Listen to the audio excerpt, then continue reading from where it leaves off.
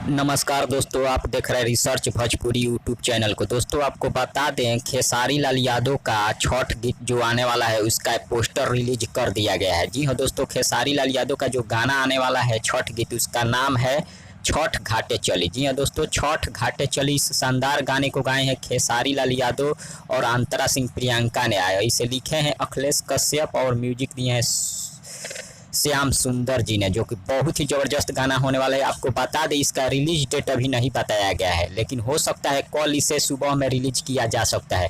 फिलहाल आदि शक्ति से जो भी गाना आ रहा है उसका रिलीज डेट नहीं बताया जा रहा है, एकाएक रिलीज कर दिया जा रहा है। लेकिन आपको अनुमान के मुताबिक बता सकते हैं कि कल नहीं तो परसों इसे रिलीज किया जा सकता है आदि शक्ति फिल्म से। इसलिए आप सब सभी खेसारी फैन से अनुरोध है कि इस वीडियो को ज़्यादा से ज़्यादा शेयर करें, ताकि हर खेसारी फैन के पास ये न्यूज़ जा सके। तब तक बने रहिए हमारे साथ, मिलते हैं अगले वीडियो में अगले न्यूज़ के साथ। धन्यवाद।